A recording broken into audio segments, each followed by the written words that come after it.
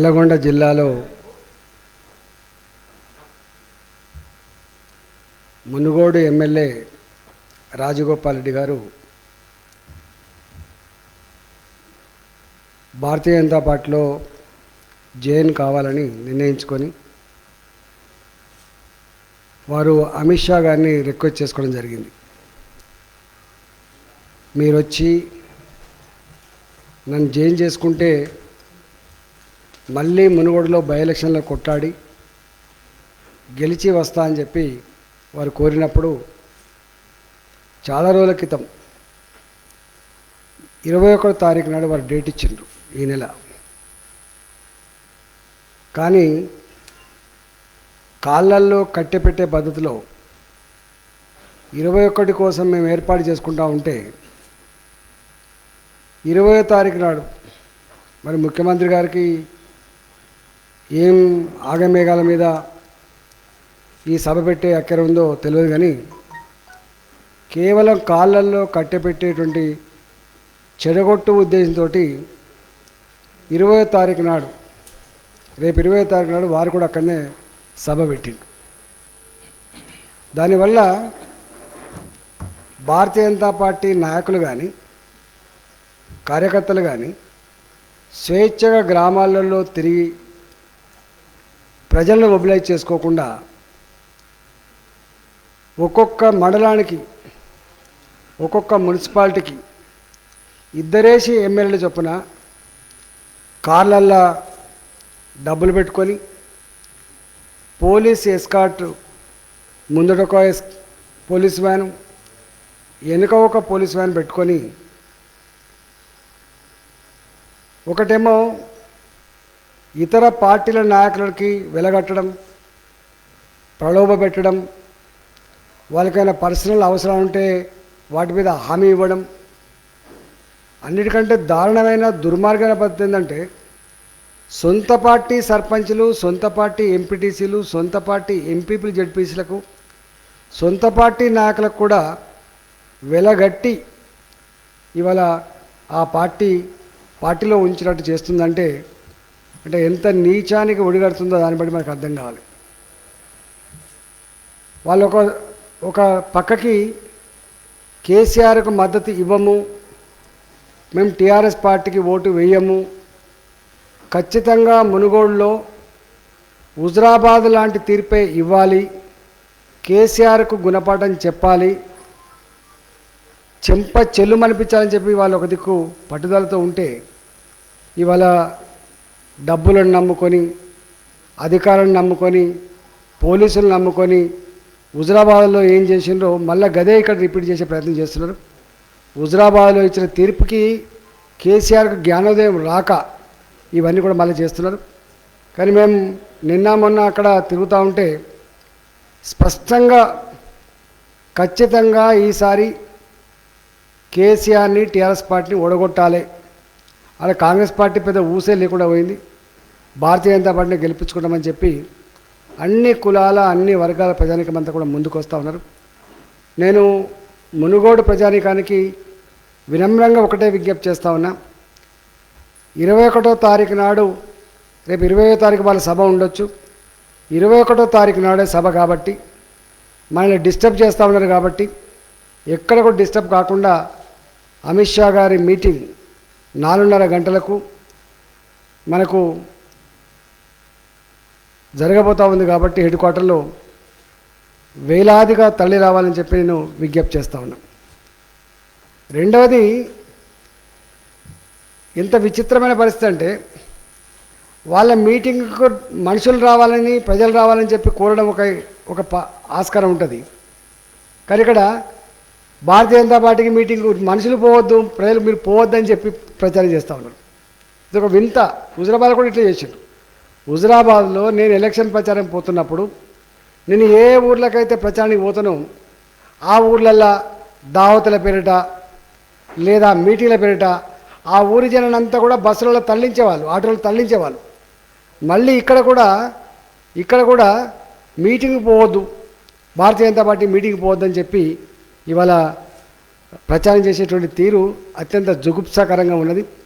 ఇవాళ అనేక మంది అనేక మంది ఎంపీటీసీలు, సర్పంచులు, ఉప సర్పంచులు, వార్డు మెంబర్లు, వివిధ హోదాల నాయకులంతా కూడా బయటకు వచ్చి, సార్ మీరు నియోజకవర్గానికి రావద్దు, మీరు నియోజకవర్గంలో అయితే మమ్మల్ని మళ్ళెత్తుకపోతారని చెప్పి భయపడకుండా హైదరాబాద్లో 2 రోజులు 3 రోజులు మా కోసం కాపలా కాసి, నేను ఎక్కడెక్కడో హోటళ్ళ, నిన్న వెస్టిన్ హోటల్లో జాయిన్ చేయించిన, మొన్న భువనగిరి దగ్గర ఒక హోటల్లో జాయిన్ చేసిన, మొన్న మా ఇంటికాడ జాయిన్ చేసిన, ఒకరోజు మా పార్టీ ఆఫీస్ జాయిన్ చేసిన. అంటే ఎంత భయపెడుతున్నారో దాన్ని బట్టి మనకు అర్థం కావాలి. అంత భయపెట్టినప్పటికి కూడా వాళ్ళు మాత్రం జంకకుండా, సార్ కండ మీద కప్పుండి, ఒకసారి కండ కప్పుకున్న తర్వాత వాళ్ళు ఏం చేయలేనటువంటి పద్ధతి లోపల ఇలా వాళ్ళు జాయిన్ అవుతారు. మా చౌటుప్పల సంబంధించినటువంటి ఎంపీపీ విషయంలో వాళ్ళ పార్టీలో ఉన్నంత వరకు మంచోడు అయిపోతాడు, వాళ్ళ పార్టీలో ఉన్నప్పుడు ఏ పోలీస్ హరాస్మెంట్ ఉండదు.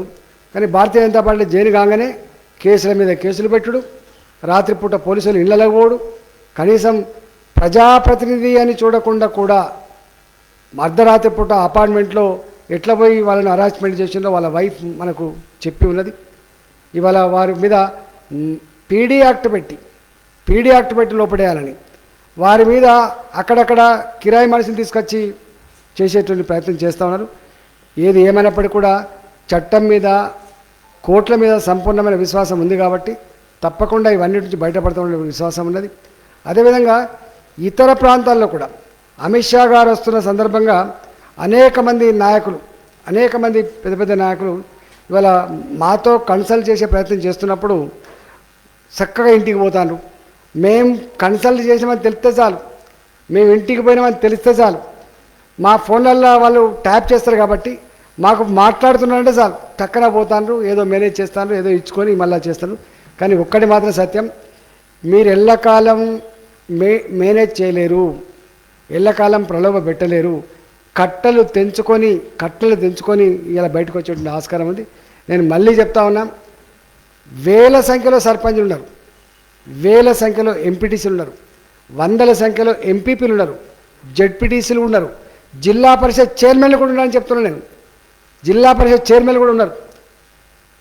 అంతేకాదు బై ఎలక్షన్స్ రాకపోతే ఎంపీలు ఉన్నారు, ఎమ్మెల్యేలు కూడా ఉన్నారు. వాళ్ళకు అర్థమైతలేదు, వాళ్ళ ఎన్ని వాళ్ళకి కనబడదు కాబట్టి వాళ్ళకి అర్థమైతలేదు. అందువల్ల నేను ఒకటే ఇలా టీఆర్ఎస్ పార్టీ నాయకులకు కానీ కేసీఆర్ కానీ చెరపకు రా చెడదవు అనే పద్ధతులు మీరు చెరిపే ప్రయత్నం చేయకండి, చెడిపోకండి అని మాత్రం నేను విజ్ఞప్తి చేస్తాను. నీ పని నువ్వు చేసుకో, నీ సభ నువ్వు పెట్టుకో, నీ నాయకులను కలుసుకో, నీ నాయకులు పోకుండా కాపాడుకో. కానీ ఇతర పార్టీల నాయకుల మీద ఇట్లాంటి పిచ్చి పని చేసి వేధింపులకు గురి చేస్తే మాత్రం మంచిది కాదు.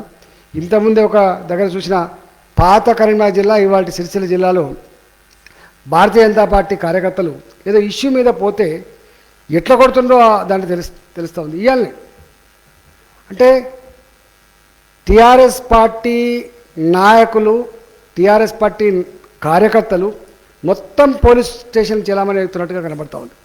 నేను పోలీస్ డీజీపీ గారికి, ఇతర అధికారులకు చాలాసార్లు మేము చెప్పినాం, అసలు మీరు చట్టాన్ని లోబడి పనిచేస్తుందా, కేసీఆర్కు బానిసల్లాగా పనిచేస్తున్నా అని చెప్పి చాలాసార్లు మేము చెప్పినాం, మార్చుకుంటారని చెప్పి ఆశించినాం. నాకు తెలిసి కొంతమంది ఆఫీసర్లు మరి ఇదే గవర్నమెంట్లో నౌకరీ చేసి ఈ గవర్నమెంట్ పోగిన వాళ్ళు నౌకరీ పెట్టిపోతారో తెలియదు. కానీ ఇవాళ మళ్ళీ గవర్నమెంట్లో పనిచేయడం సోయి కనుక ఉంటే నువ్వు చేసే ఇవాళ పిచ్చి పనులు, నువ్వు అవలంబిస్తున్న బానిస పద్ధతి, దాని మీద తప్పకుండా మళ్ళీ చట్టం పనిష్మెంట్ ఇస్తాన విషయం మర్చిపోకు. ఇవాళ ఇల్లంతకుంటలో మా కార్యకర్తలను గల్లబట్టి గుంజుకపోయి లోపలేసి ఎత్తేసి, కానీ ఈయర్ మేర కొడతా ఉన్నాడు ఆయన. ఒక పోలీస్ ఆఫీసర్ ఒక కార్యకర్త మీద ఈయర్ మేర కొడతా ఉన్నాడు. ఆయన పేరు సురేందర్ రెడ్డి, ఇల్లంతకుంట. ఇట్లా అనేక దిక్కుల అసలు టీఆర్ఎస్ పార్టీ నాయకులు ఇసుక దందాలు చేసినప్పుడు పట్టించుకోడు, బెల్ట్ షాపులు పెట్టినప్పుడు పట్టించుకోడు, దుర్మార్గాలు చేసినా పట్టించుకోరు, భూములు ఆక్రమించుకున్నా పట్టించుకోరు.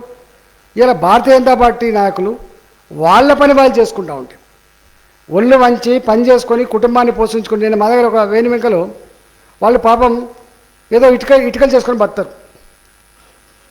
ఈయన బీజేపీ నాయకుడు ఈ ఇటుక బట్టలు బంద్ చేయాలి అంటే ప్రజలు వాళ్ళంతటా వాళ్ళు ఒళ్ళు వంచి శ్రమ చేసుకొని కుటుంబాలు పోషించుకున్నటువంటి కార్యకర్తల నాయకుల మీద కూడా దృష్టి పెట్టి వీళ్ళు ఆర్థికంగా కనుక దిగ్బంధం చేస్తే వాళ్ళు మలమల మాడి తిండి లేక మన దిక్కు వస్తున్నటువంటి ఒక చిల్లర ఫిలాసఫీ ఇలా కేసీఆర్ అమలు చేస్తున్న కనబడుతూ ఉంది. ఈ చిల్లర ఫిలాసఫీ వాళ్ళు ఇలాంటివన్నీ కూడా లెక్క పెట్టుకుంటున్నారు. లెక్క పెట్టుకొని మళ్ళీ తప్పకుండా లెక్కప్పచెప్పే పరిస్థితి అని చెప్పి హెచ్చరిస్తూ ఉన్నాం. అంతేకాదు ఇవాళ చట్టాన్ని అడ్డం పెట్టుకొని కేసీఆర్ గారు మరి ఇప్పటికే 42,000 కోట్లు 43,000 కోట్ల రూపాయలు గ్రామాన 15 సంఖ్యలో 20 సంఖ్యలో బెల్ట్ షాపులు పెట్టి డబ్బులు దండుకోవడమే కాకుండా ఇవి సరిపోతలేమన్నట్టుగా ధరణి దరఖాస్తు పెడ 1,000 కోట్ల రూపాయలు వసూలు చేయడం సరిపోతలేనట్టుగా ఇవాళ ఈ స్కూటర్ల మీద పోటలను, సైకిల్ మీద పోటలను, మామూలు ఆటోలు నడిపేటలను, రెక్కాడితే కానీ డొక్క నిన్నటువంటి ట్రాన్స్పోర్ట్ మీద బతికేటలను కనపడకుండా టక్కనెక్కడో కెమెరాలు కొడుతున్నారు, ఫైన్లు వేస్తున్నారు.